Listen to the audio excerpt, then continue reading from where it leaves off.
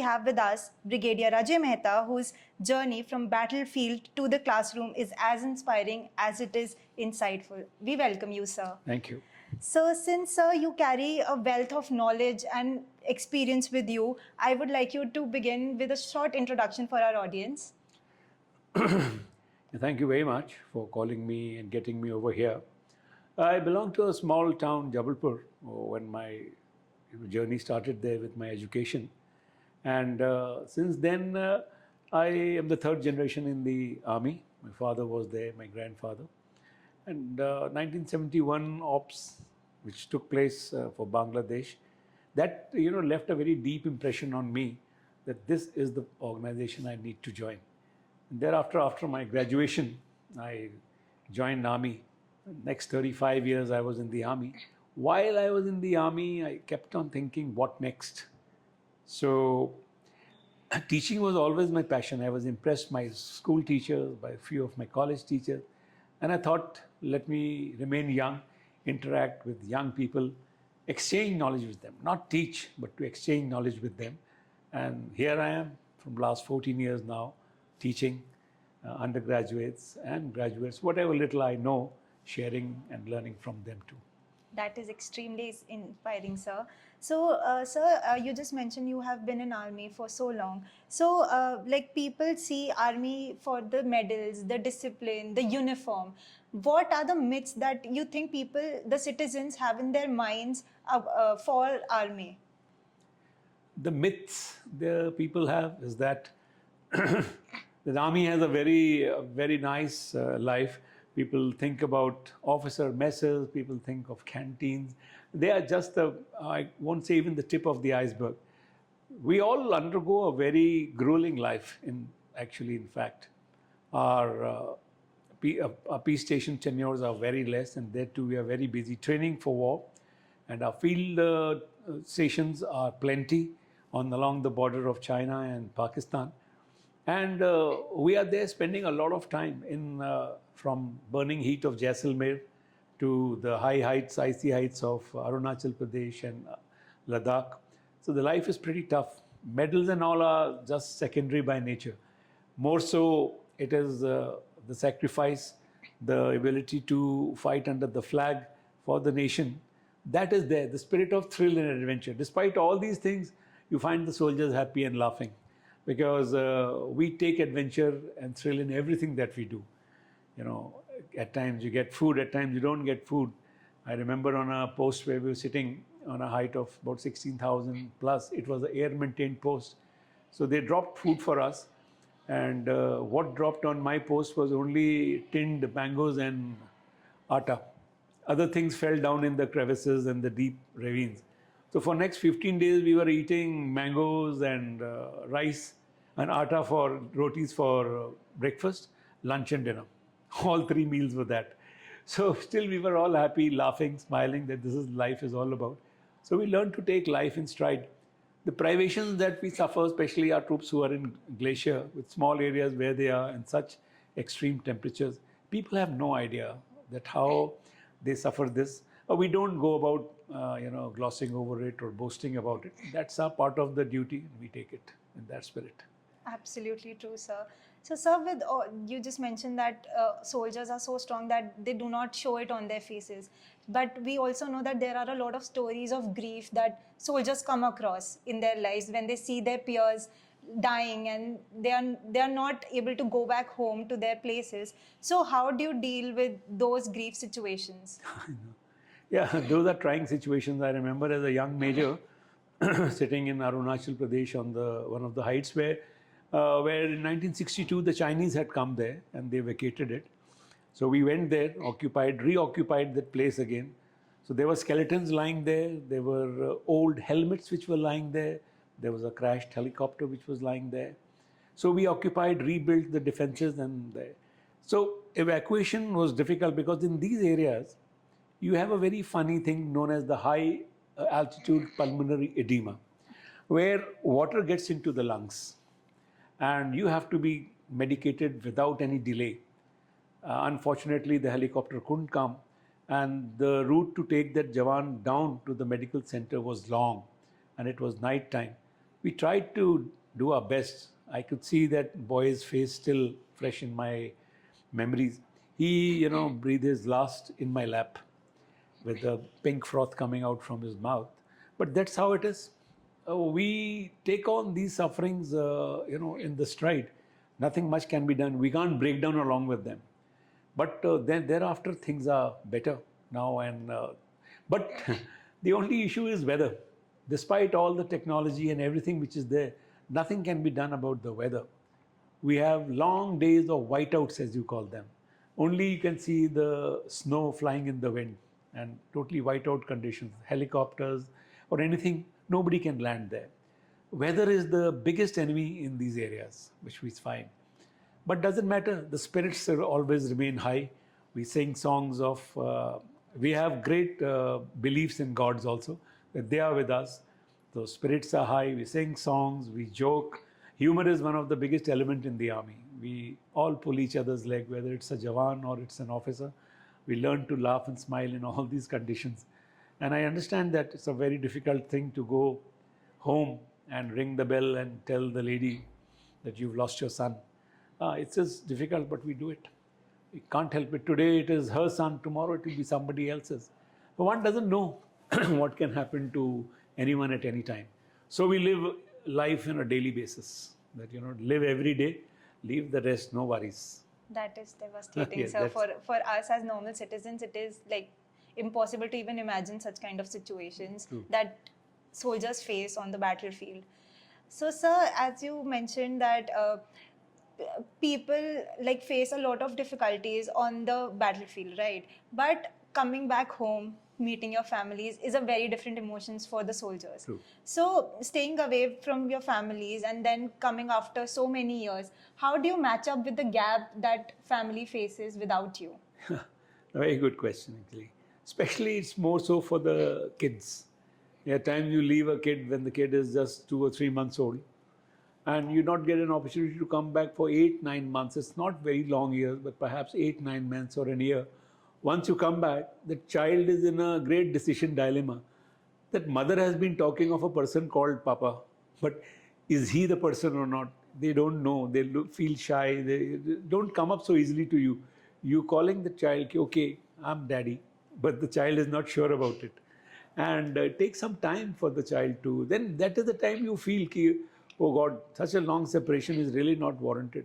But we know that this child will grow up, and that's why the army children grow up in a great condition. They are adaptable to any condition, situation, anywhere, because they've changed so many schools, they've changed so many locations, new friends, new people, new faces. They are not worried about adaptability. They can go and adapt themselves wherever they go. So they are confident about themselves. This is what we teach. Our wives become very confident of handling things. And the best is about the army is our great infrastructural support. When we are not there, we know somebody is there to take care of them. That is a great soothing factor for us to work wherever we are without any problems on our head. I know this is a thing, anniversaries, Diwalis, Holis, we all celebrate with each other. We may not be present there. It is a sheer coincidence, and nothing can be planned. So even I remember my 25th anniversary, I was busy in field firing ranges because nobody else was there. When very late it was realized that today is my 25th anniversary. And then I was rushed back, that go back to the mess. And when I reached there, I didn't have to do anything. Everything was organized by the people there, unit there. My wife was there, and all arrangements were made. So we have a great infrastructural support, so both moral and physically. We never feel left out. That's one of the very good part of it. And that is how these adversities, we are braving it very, very squarely and safely. This is heartwarming to Yes, hear it from is. you.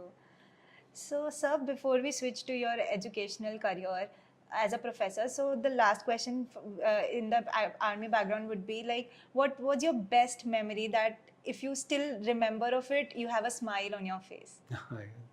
True.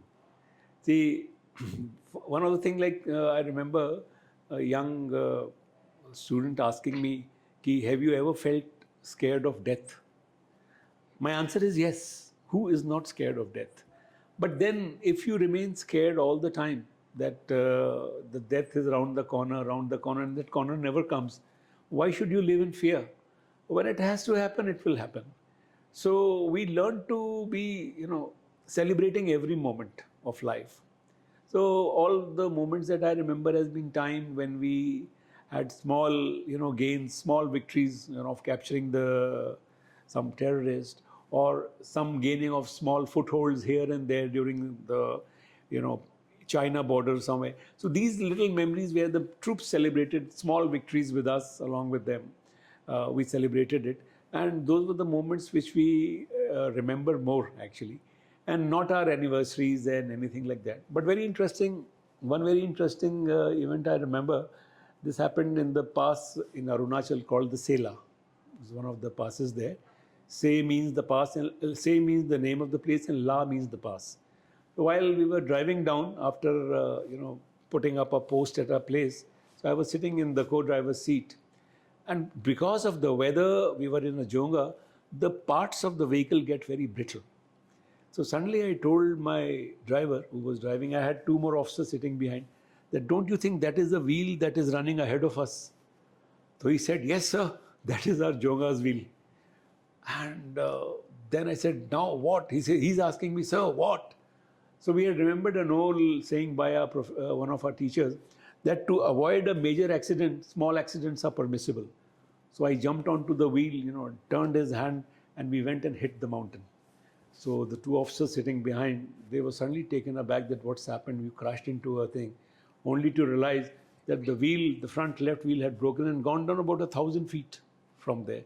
So that spur of the moment, quick decision making, if that was not done, then we wouldn't have been sitting and talking here.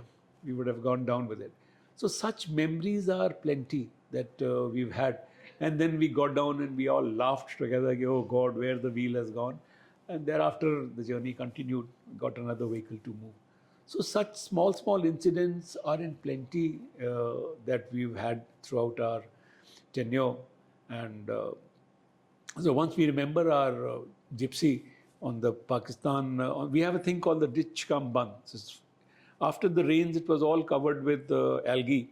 So we were driving a little fast, and I was taking my superior officer to show things. And because both of us had to go and play golf, so I was driving more than the speed that is required to be moved there. And one turn when I took, the vehicle won't straighten up. It kept on going in its own direction and then overturned, and we were down, both of us. So my general officer came out from one side, I came out from the other. So he asked me, how are you feeling now? I told him, sir, I'm absolutely fine. Let's straighten up the vehicle. We have to tee off at 3 o'clock. So we pushed the vehicle back in its place, got inside, continued with our journey, and came to play golf. So we took everything in stride. Otherwise, the vehicle overturning, and anybody would be then lying in a great confusion that what has happened. But we never ever bothered for these things. We just kept on taking. There are such memories, so many of them in our mind. But after listening to all this, it feels like the battlefield is the real classroom. I mean, you can learn so much, and it makes you more confident as an individual also. That's true, but I feel that I have not been able to take part actively in any of the battle, because 71 I was in class 11th, and then I joined. 99 during Kargil, all of us couldn't have participated in there, so we were only at the base ready as reserves. But we could support them a little bit, but could not actively participate. I only actively participated in counter-insurgency operations in Jammu Kashmir area. So there we would face the terrorists once in a while, and but nothing that exciting as the battlefield in actuals. That's much more. But counter-insurgency, again, people have faced many adverse conditions, where because it's more difficult, you can't see who is an enemy, who is not. There's no proper definition of an enemy. Anyone can be an enemy there when you go for a search and cordon and search operations. So you have to be very careful about what you're doing. And there the deaths have been much higher than what we would do in a normal battle, because we know the boundaries are defined, where to fight and where not to. But that's how it is. We are into these operations. Also, there's a thing called aid to civil authorities. During the peacetime, the army is called to help the civil authorities. So I remember floods in 2005 in Haryana, in Jain area. My company had gone. So the water was 6 to 8 feet, and our vehicles were almost submerged. That's the time we realized, what humanity can be. And humanitarian relief we gave to the people, rescued them from their houses, sitting perched on the rooftops of their houses or submerged inside. So the men and all of us, we didn't know when we ate, when we slept, but we worked tirelessly to save as many as we could. So those moments I remember, felt good about it. That yes, I'm doing something directly for my own brethren. And the Jawans also felt we never asked for food. There was no hunger, no tiredness. We just worked there. So these were some good moments that we remember. But sir, we have immense respect for you. Thank you. All these experiences that you are sharing right now and what we hear you saying in our classrooms, everything is just amazing. Thank you. So, sir, from the transition that you had from army to the actual classrooms, in front of so many children out there who are young professionals or even budding entrepreneurs, so how was it difficult for you to adjust to the surroundings, or was it easy for you to adapt to all these new changes? I totally understand this point. That initially, I have been into spirituality since 2000 in a serious way, of meditating, and what I talk to you all sometimes, my inner eyes. Yes, sir. Of seeing my inner world better, because the world, what is inside, you see it the same way outside. So I always took the young students as a platform, as a sounding platform to learn. I remember I went for an interview in some corporate office. So there I read a caption by Harvey Ullman. He said, learning is a sign of growth, whether you are 8 or 80. Anybody who stops learning stops growing. That hit me straight. So I thanked the interviewer that I am not interested in this job here for a general manager. I'll go back to classrooms. He says, sir, I said, no, I think I need to learn. I have always maintained that I'm a student. Because once you have that open-mindedness of being a student, you are ready to learn from anyone. Absolutely. So initially, in discipline and all this, it was a little difficult for me to adjust. Students not coming on time, students not properly dressed, because we are used to 35 years seeing them in a particular way, doing things in a particular way. But that's how I reconciled with it. Well, they are the youth, they have their own. Where I took myself back in college days, with my hair touching my collar, wearing bell bottoms at that time of 28 inches. I remembered my days that, I also had a similar way. Why am I blaming them? Let me become friends. So I came down to their level and became friends. Once I reconciled of becoming friends, things became very easy. You could exchange views. They have their own views, they have their own thoughts. And it's so refreshing to hear from them. At times you may be having a fixated way of explaining. They just plainly put it across to you. And then you realize, my God, he's much better than what I'm thinking. So it became a reciprocal process, what I thought, of learning. And initially, yes, perhaps 6 months to 1 year, difficult. But now past 14 years, sailing through absolutely fine. There's just no problem in that. And I did my doctorate while, actually I joined the army running away from studies. After doing my BSc, I thought no more studies. Now total fun, adventure, sailing, para jumping and all those things. Least realizing that this is one of the most technical organizations where studies never end. Right. You are constantly and continuously studying. So then I did my MSc in Defense Studies through, Staff College, and then 2 MPhils, then MMS, and then my doctorate. So there was no end to studies. I kept on studying, and the more I studied, the more I enjoyed it. So somewhere the plan was getting clear in my mind that I'm going to go for teaching after this and share with the students, learn from them. So the transition was initially difficult, but pretty good thereafter. Yes, sir, absolutely.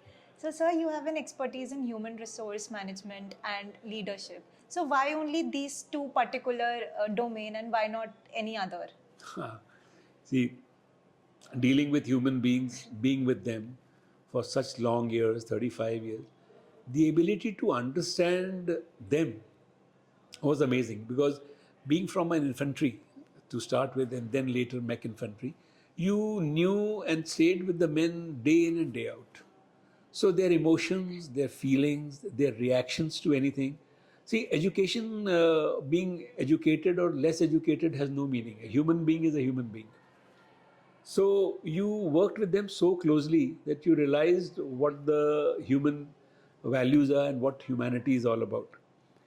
So studying a little bit more in that and then conveying it to the students, it gives you a practical touch to it, that how the human beings will behave. Because we have seen them behaving in most adverse conditions, where anybody would just wilt, where it was just given.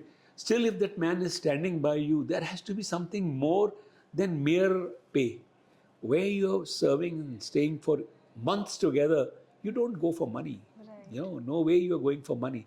Out of 1 year, we go for leave for 2 months.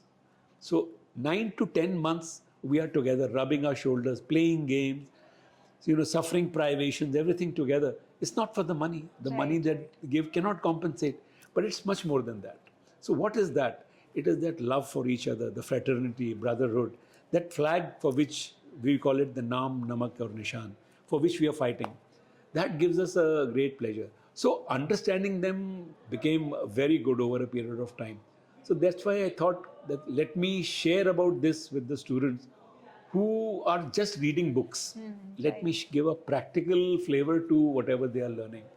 This is why I thought, let me continue teaching human resources. Because this resource is like Immanuel Kant said, that don't treat human beings as the means to the end. They are the end in themselves. Right. So if that point is well, kept in mind, then you never go wrong treating the people well. Then you treat them nicely, you treat them well. And this is one subject which requires attention. It's not only HR for HR people. Entire business industry has to understand this, because human beings are the ones who are producing results for you, getting results for you. You got to be nice with them, and they will do anything for you. So that is why I thought I'll continue teaching on this. Absolutely. And more than money, I feel people are connected more to each other through emotions. Absolutely. And which is very, very important to unite them together. Correct. Emotion is a very strong bond. That's why we keep talking of competence and capabilities. The head talks of competence, that you are competent to do this. But the capability, the heart can tell you. When you say stretch yourself 10% more, it is not the head. Head says it's over. Heart says nothing doing. You stretch another 10%. How can you otherwise? I remember we were on exercise for 72 hours, carrying dry rations for us, that is good and chana, plus some other dry rations. We haven't removed our shoes for 72 hours. We didn't sleep for more than an hour or 2 hours, that too sitting in the tanks or under a little pup tent.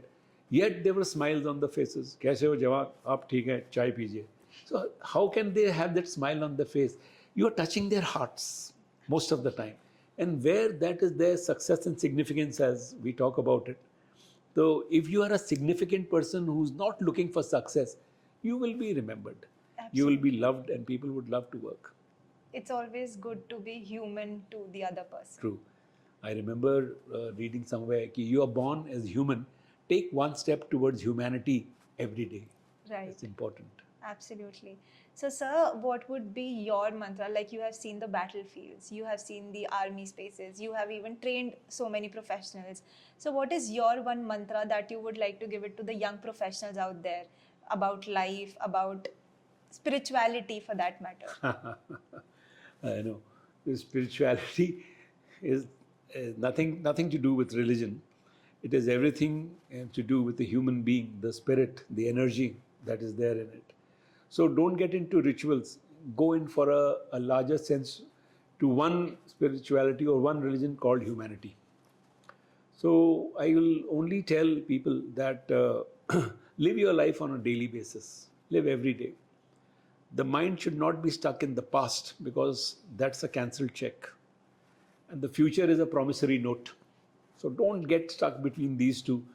That's why it's called a present. It's a gift. So live every day of your life. See what you can do for the others. And nothing like sharing and caring. I was quoting the example of Rockefeller, that when he was afflicted with a major disease. The doctor said, no more time for you. But somebody told him, come on, share your wealth that you have. The pleasure of sharing will make you a different person. And he opened up all the trusts. He was the first billionaire of the world. He opened up trusts and helped people out all over. Lived for 20 years thereafter. So the pleasure you give in helping out, sharing people, caring for them, I'll tell that only, that remember that part of it. Rest, you can get it in the books, everything. But the human touch you give to people to become a better human beings, that is more important. Absolutely, sir. Absolutely. Thank you so much, sir, for sharing all these wonderful insights and your stories with us. It was a pleasure talking to you. Same here. Thank you so much, everyone, for joining us today. Thank you. Thank you.